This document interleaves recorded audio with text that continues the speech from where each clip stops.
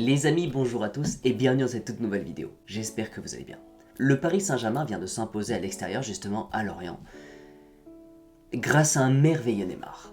Le Paris Saint-Germain vient de gagner tout simplement 3 points de plus avec un score de 2-1. Alors oui, je sais qu'il y en a beaucoup d'entre vous qui doivent être en train de se dire « Qu'est-ce que fait le Paris Saint-Germain en ce moment ?» Vraiment, on est devant notre télévision et on va pas se mentir, il n'y a pas grand chose à dire sur la manière de jouer. C'est normal, on est à quelques jours du début du mondial. Mais vous inquiétez pas, il y a quand même quelques petites choses hyper intéressantes à relever. Les amis, bien sûr, bienvenue dans ce tout nouveau débrief de Lorient contre le PSG. On voit tout ça juste après l'introduction. C'est parti.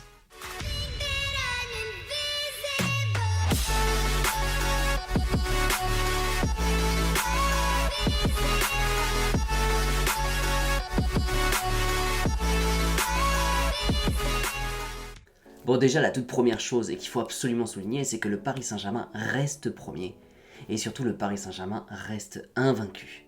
Depuis le début du premier match de préparation, le Paris Saint-Germain n'a jamais perdu un seul match. Et pourtant, malheureusement, le Paris Saint-Germain ne montre pas forcément un excellent visage.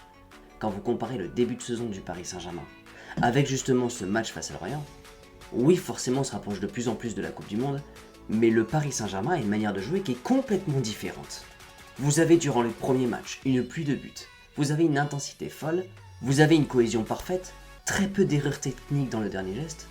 Là, quand vous regardez Lorient PSG, vous avez tout simplement un Paris Saint-Germain qui reste extrêmement passif. Mais surtout, le problème, c'est qu'il n'arrive pas à trouver de solution vers l'avant. Alors quand même à souligner, le Paris Saint-Germain s'était placé quand même chez le 5e de la Ligue 1. Donc forcément, Lorient de ce côté, quand il reçoit le Paris Saint-Germain, eux dans leur tête, ils ont une seule envie, c'est surtout pas perdre, et c'est arriver avec n'importe quel moyen à récupérer 3 points. Donc forcément, Lorient à 1-1, ils avaient une seule envie, c'était de partir en contre-attaque, et justement attendre le PSG. Mais vous le savez, vous avez quasiment tous les clubs de Ligue 1 qui procèdent de la même façon. Alors pourquoi ils procèdent de la même façon? Tout simplement parce que le Paris Saint-Germain n'arrive plus à trouver la solution face aux clubs de la Ligue 1. Les clubs de Ligue 1 ont tous la même manière de jouer maintenant face à nous. Ils attendent à 11 en défense et partent tout simplement en contre-attaque. Aujourd'hui, pour arriver à remédier à ça, il faudrait tout simplement que le Paris Saint-Germain mette beaucoup plus d'intensité, ne fasse pas d'erreurs techniques dans les 30 derniers mètres. Et le problème, c'est que du côté du PSG, quand on manque d'intensité, quand on manque d'énergie, quand on manque d'envie de tout surpasser, et bien forcément à ce moment-là, dans les 30 derniers mètres, le moment où ça demande le plus de concentration, le plus de dynamisme et de percussion, bah on arrive tout simplement à PSG qui, à la 70e minute, n'avait tiré que 6 fois au but. Donc voilà, on le sait, on va le répéter, nous sommes à quelques jours du mondial, le mondial qui approche vraiment réellement à grands pas. Les joueurs n'ont pas du tout envie de se blesser, les joueurs ont envie de partir pour ce mondial, c'est tous les 4 ans, donc ça se ressent complètement sur le terrain. On le sent dans le dynamisme, dans l'énergie, dans la percussion, bref, tout ce que j'ai déjà expliqué. Les joueurs sur le terrain, même quand ils courent, même quand ils font du pressing, ils font absolument attention à tout. Donc pour le week-end prochain, on va aller affronter Auxerre, et ça m'étonnerait pas du tout qu'on soit complètement spectateur d'un match complètement identique, avec des joueurs qui vont pas forcément énormément presser, qui vont faire attention à toute blessure, car eux de leur côté, ils ont qu'une seule envie, c'est de partir au mondial. Et je pense que vous êtes au courant, justement, Lionel Messi, qui apparemment avait une blessure juste avant ce match-là, n'a pas pu le disputer. Alors est-ce que c'est une communication entre le Paris Saint-Germain et la sélection de Lionel Messi? L'idée serait tout simplement de le préserver avant le mondial, on ne peut pas du tout savoir, mais on a le droit d'avoir un doute en tout cas. Bref, tout ça pour dire qu'on se rapproche de plus en plus du mondial, les joueurs font extrêmement attention, les managers, les sélectionnaires font ultra attention à tout ce qui va se passer, mais de notre côté on récupère quand même du coup les 3 points, ce qui est ultra important, et surtout on reste complètement invaincu. Donc quel est le plus grand mot à retenir de tout ça? Forcément, encore une fois, c'est la gestion. Mais oui, forcément, nous de notre côté, devant notre téléviseur, on regarde un match comme ça, et bah bien sûr, on s'ennuie. Alors justement dans ce débrief j'aimerais bien parler de 3 joueurs qui ont quand même fait des choses ultra intéressantes justement durant ce match. Le premier bien sûr ça va être le deuxième buteur, ça va être Danilo. Franchement Danilo on en parle depuis un moment, Danilo qui a justement été un immense renfort pour Kimpembe lors de sa blessure, Danilo qui a eu sa place de titulaire durant ce match là, et honnêtement ça fait vraiment du bien de le voir marquer parce que je trouve qu'il mérite complètement son but. Danilo de son côté défensivement ça reste ultra propre, ça reste très costaud, ça reste extrêmement serein. Danilo pour moi actuellement c'est vraiment le patron de la défense. Alors le deuxième joueur dont on va parler ça va être Rikitike. Malheureusement, Ekitike de son côté, il se fait extrêmement critiquer. Forcément, c'est un attaquant et il marque pas. Quand tu es un attaquant du Paris Saint-Germain, il faut absolument que tu marques.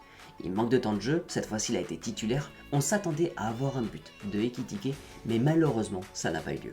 Le problème de son côté, c'est que Ekitike, il a envie de bien faire les choses, et quand il arrive à avoir l'occasion pour marquer, malheureusement ça ne passe pas.